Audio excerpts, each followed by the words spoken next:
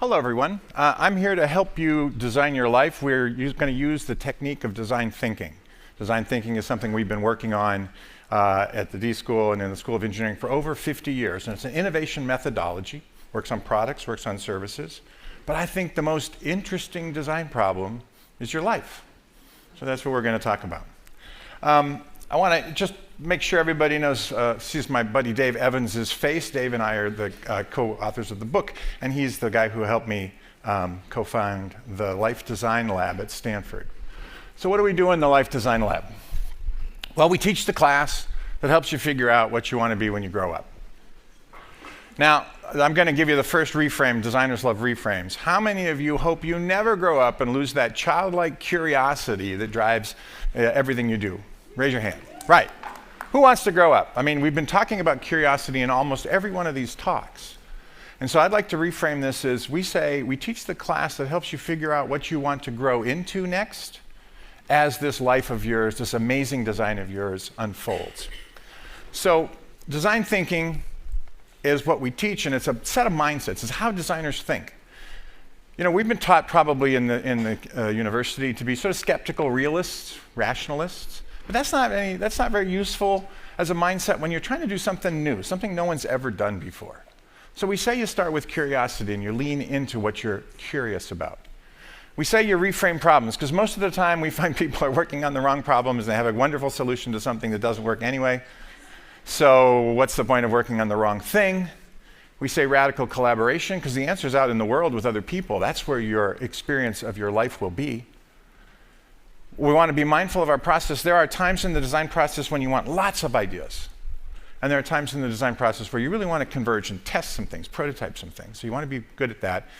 And the other is bias to action. Now, you know, I'll say that we think no plan for your life will survive first contact with reality. Reality has a tendency to throw little things at us that we weren't expecting, sometimes good things, sometimes bad. So we say, just have a bias to action. Try stuff. Why? Why did we start this class? Well, I've been in office hours for a long, long time with my students. I've been teaching here for a while. Dave as well. He was teaching over at that community college in Berkeley for a while. And what we notice is, I'm sorry. It's a Stanford TEDx. What we notice is people get stuck. People really get stuck, and then they don't know what to do, and they don't seem to have any tools for getting unstuck. And designers get stuck all the time. I mean, I signed up to be a designer, which means I'm going to work on something that I've never done every day. And I get stuck and unstuck and stuck and unstuck all the time. But we also noticed as we went out and we talked to folks, not just our students, but people in mid-career and encore careers, that people have a bunch of beliefs which psychologists label dysfunctional beliefs, things they believe that are true that actually aren't true. And it holds them back. I'll give you three. First one is, what's your passion? Tell me your passion, and then I'll tell you what you need to do. Now, if you actually have one of these things, these passions, you knew at 2 you wanted to be a doctor, or you knew at 7 you wanted to be a clown at Cirque du Soleil, and now you are one, that's awesome. But, you know, we're sort of research-based here at Stanford, so we went over to the Center for the Study of Adolescence, which, by the way, now goes up to 27. And met with Bill Damon, who's one of our colleagues. He's a fantastic guy. He studied this question, and it turns out less than 20% of the people have any one singular identifiable passion in their lives. So we hate a methodology which says, okay, come to the front of the line, you have a passion? Oh, you don't? Oh, I'm sorry. Go to the back when you have one, come on back and we'll help you with that. It's terrible. 8 out of 10 people say, I have lots of things I'm interested in. So this is not an organizing principle for your search or your design. The second one is, well, you should know by now, right? Don't you know where you're going? If you don't know, you're late. Now, what are you late for exactly? I'm not quite sure. But people have, you know, there's a meta-narrative in the culture. When I was growing up, 25, you were supposed to have, you know, maybe have a relationship, maybe have gotten married, starting to get the family together. When I talk to my students, my millennial students, they'll say, oh, that's got to be like 30 or something, because they can't imagine anything past like 22. But 30 is a long way out. But we know that nowadays people are forming their lives much more fluidly. They are staying in a lot more dynamic motion between about 22 and 35. And so this notion that you're late is really kind of, it's not only it's like, well, you should have figured this out by now. Dave and I don't should on anybody. In the book or in the class, we don't believe in should. We just think, all right, you are wherever you are. Let's start from where you are. You're not late for anything. But the one we really don't like is, are you being the best possible version of you? I mean, because you're not settling, are you, for something that's less than the best? Because this is Stanford, obviously we all want to be the best. Well, this implies that, one, there's a singular best, two, that it's a linear thing and life is anything but linear. And three, there's this old, it kind of comes from this business notion. There's an old business saying, good is the enemy of better, better is the enemy of best. And you always want to do your best in business. But if there isn't one singular best, then our reframe is, the unattainable best is the enemy of all the available betters. Because there are many, many versions of you that you could play out, all of which would result in a well-designed life. So I'm going to give you 3 ideas from design thinking and the way, or 5 ideas, excuse me. It says 5, doesn't it? Yeah, 5 ideas from design thinking. The things that people have written back to us who've read the book or taken the class and said, hey, these were the most useful, these were the most doable, they were the most helpful. And we're human-centered designers, so we want to be helpful. The first one is this notion of connecting the dots. The number one reason people take our class, and we here read the book, is they say, you know, I want my life to be meaningful. I want it to be purposeful. I want it to add up to something. So we looked in the positive psychology literature and in the design literature, and it turns out that there's who you are, there's what you believe, and there's what you do in the world. And if you can make a connection between these 3 things, if you can make that a coherent story, you will experience your life as meaningful. The increase in meaning making comes from connecting the dots. So we do 2 things. We ask people, write a work view. What's your theory of work? Not the job you want, but why do you work? What's it for? What's work in service of? Once you have that, 250 words, then this one's a little harder to get short. What's the meaning of life? What's the big picture? Why are you here? What is your faith or your view of the world? When you can connect your life view and your work view together in a coherent way, you start to experience your life as meaningful. That's the idea number 1. Idea number 2, people get stuck in and you got to be careful because we can reframe almost anything, but there's a class of problems that people get stuck on that are really, really bad problems. We call them gravity problems. Essentially, there's something you cannot change. Now you have, not you, but I know you have a friend and you've been having coffee with this friend for a while and they're stuck. They don't like their boss, they don't like their partner, they don't like their job. There's something they don't like, but nothing's happening, right? Nothing's happening with them. If Dave were here, he'd say, look, you can't solve a problem you're not willing to have. You can't solve a problem you're not willing to have. So if you've got a gravity problem and you're simply not willing to work on it, then it's just a circumstance in your life. And the only thing we know to do with gravity problems is to accept. In the design thinking chart, you start with empathy, then you redefine the problem, then you come up with lots of ideas, and you prototype and test things. But that only works if it's a problem you're willing to work on. The first thing to do is accept. And once you've accepted, this is a gravity problem, I can't change it. You know, this is a company, and the company is a family-run company, and the name of the founder is on the door, and if you're not in the family, you can't be the president. You're right, you can't. So now you have to decide, what do you want to do? Is that a circumstance that you can reframe and work in, or do you need to do something else? So be really careful about gravity problems, because they're pernicious, and they really get in the way. But back to this idea of multiples. I do a little thought experiment with my students. And I say, you know, the physicists up at SLAC have kind of demonstrated that this multiverse thing might be real. You've heard of this, right? That there are multiple parallel universes, one right next to each other. And I said, you know, we'll do a thought experiment. Let's say you could live in all the multiverses simultaneously. And not only that, but you would know about your life in each one of these instances. So you could go back and be the ballerina, and the scientist, and the CPA, and whatever else you wanted to be. You could have all these lives in parallel. When I ask them, how many lives are you? How many lives would you want? I get answers from 3 to 10,000. but we've sort of done the average. It's about 7.5. Most people think they have about 7.5 really good lives that they could live. And here's the deal, you only get one. But it turns out it's not what you don't choose, it's what you choose in life that makes you happy. Nevertheless, we reframe this and we say, great, there's more lives than one in you. So let's go on an odyssey and let's really figure out those lives. And we ask people to do some design. In the ideate bubble, it's about having lots of ideas. So we say, let's have some ideas.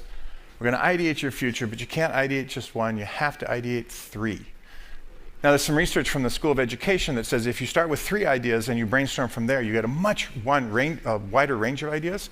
The ideas are more generative, and they lead to better solutions to the problem rather than just starting with 1 and then brainstorming forward. So we always do 3s. There's something magical about 3s. We have people do 3 lives, and it's transformational. We give them this little rubric.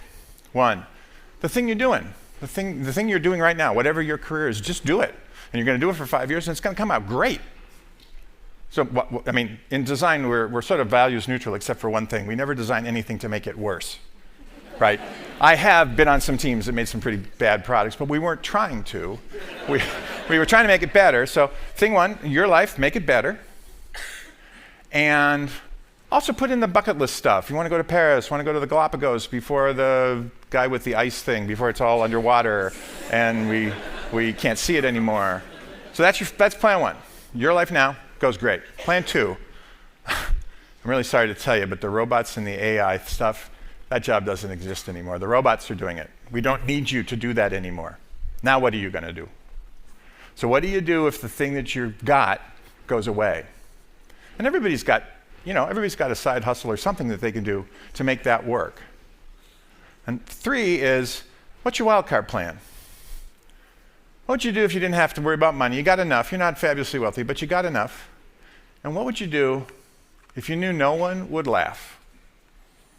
My students come into my office hours a lot of times, and they'll say something like, well, what I really want to do is this, but I can just hear people saying, you didn't go to Stanford to do that, did you? Right? Because somehow or other, if you went to Stanford, you have to do some of the amazing things that the past speakers have been doing. But what would you do if you had enough money and you didn't care what people thought? Anything from, I'm going to go study butterflies to I want to be a bartender, in Belize. What would you do? And people have those 3 plans. Now, what happens when they do this is 1, they realize, oh my gosh, I could actually have imagined 3 completely parallel lives. They're all pretty interesting. 2, they rarely go become a bartender, in Belize. But a lot of times, the things that come up on the other plans were things that they left behind somehow. In the busyness of life, they forgot about those things. And so they bring them back and they put them in plan 1. They make their lives even better. Sometimes they do pivot. But mostly they just use this as a method of ideating all the possible wonderful ways they could have a life.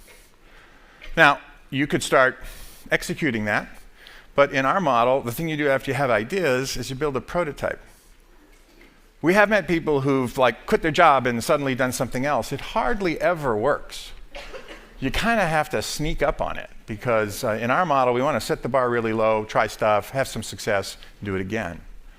So when we say prototype in our language, what we mean is a way to ask an interesting question. What would it be like if I tried this?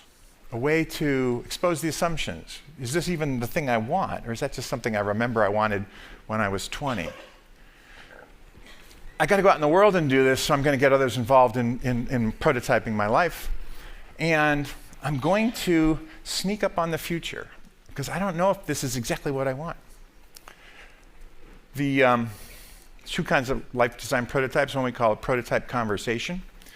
William Gibson, the science fiction writer, has a famous quote, "The future is already here, it's just unevenly distributed." So there is someone who's a bartender in Ibiza. He has been doing it for years. I could go meet him and have a conversation, he or she. Somebody else is doing something else I'm interested in. All these people are out there. They're living in my future today. They're doing what I want to do today. And if I have a conversation with them, I just ask for their story, and everybody will tell you their story. If you buy them a cup of coffee, they'll tell you the story, and if I hear something in the story that rings in me, we have this thing we call narrative resonance. When I hear a story that's kind of like my story, something happens. And I can identify that as a potential way of moving forward. The other one is a prototype experience. I was working with, Dave and I were working with a woman, sort of mid-career in her 40s, and very successful tech executive, but wanted to move from money making to meaning making, wanted to do something more meaningful. Thinking of going back to school, getting an MA in education, working with kids. But she's like, I don't know, I'm 45, going back to school, is that going to work? And then I heard about these millennials, they're kind of mean, and they don't like old people. What am I going to do, Bill? I said, well, you just have to go try this, Turns out, so we sent her to a seminar class, into a large lecture hall class. By the way, you just put on a t-shirt that says Stanford, you walk into a class, nobody knows. She wasn't registered, but everybody, she went to the classes, and she came back and she said, you know what, it was fantastic. I walked into the lecture hall, I sat down, my body was on fire. It was interesting. I'm so interested in the way the lecture was going. And then I met these millennials that turn out they're pretty interesting people. I've set up 3 prototype conversations, and they think I'm interesting because I'm coming back to school and I'm 45. So she had a felt experience, because we are more than just our brains. She had a felt experience that this might work for her. So those are 2 ways you could prototype your way forward. The last idea. You want to make a good decision well. So many people make choices and they're not happy with their choices because they don't really know, how do they know what they know, right? It's a hard thing, particularly nowadays when we have so many choices. So we have a process. Again, it comes from the positive psychology guys. Gather and create options. Once you get good at design, you're really good at coming up with lots of options. You got to narrow those down to a working list that you can work with. Then you make the choice, you make a good choice, and then of course you agonize that you did the wrong thing. All my students have what is called FOMO, fear of missing out. What if I didn't pick the right thing? Someone came into my office and said, I'm going to declare 3 majors and 2 minors. And I said, do you plan on being here for a few years? It's not going to happen, right? So we don't say that. We say, you want to let go and move on. And all these have some psychological basis in them. Let me tell you about it. So once you get good at gathering and creating ideas, you also want to make sure you leave room for the lucky ideas, the serendipitous ideas. And this is a guy named Tony Hsieh. He was the CEO at Zappos. He sold it to Amazon. But he had before you became an employee at Zappos, you had to take a test, and the test was, are you lucky? 1, 2, or 3, I'm not very lucky, I'm not sure why. 7, 8, 9, 10, I'm very lucky, great things happen to me all the time, I'm not sure why. He wouldn't hire anybody that was not lucky. I think is probably illegal, but it was based on a piece of research where psychologists did the same thing, rate yourself from lucky to unlucky, and then they had people read New York Times, the front section of New York Times, 30 pages, lots of articles. And the graduate student said, please count the number of either headlines or photographs, depending on the test. And if you get the right, when you get the whole thing read and you count the number of photographs, just tell the person at the end, and if you got the right number, you get $100. Of course, you all know that when a graduate student tells you what the experiment is, that's not the experiment. So inside this thing that looked like a New York Times 30 pages front page, inside all the stories were little pieces of text that said, if you read this, the experiment's over, collect an extra $150. People who rated themselves as unlucky, by and large, got the right answer, 36 headlines, whatever it was, got the $100. People who rated themselves as lucky, 7, 8, 9, or 10, 80% of the time noticed the text and got the extra $150. It's not about being lucky. It's about paying attention to what you're doing and keeping your peripheral vision open. Because it's in your peripheral vision that those interesting opportunities show up, right? That you were not expecting. So you want to get good at being lucky. Narrowing down, this is quite simple. If you have too many choices, you go into what psychologists call choice overload, and then you have essentially no choices. Here's the experiment. This was done at Stanford. You walk into a grocery store and there's a nice lady with she's got a table, and on the table she has 6 jams, and you come over, try the jams, have a sample, buy some jam. 6 jams, about 30 of the people who will go by pick a jam or stop and test something, and about a third of those actually buy a jam. Okay, that's the baseline. Next week you walk in, 24 jams. Jalapeno, strawberry, banana, whatever, all sorts of jams. Well, guess what happens? Twice as many people stop. Look at all these jams. It's so interesting. 3% of the people buy. When you have too many choices, you have no choice.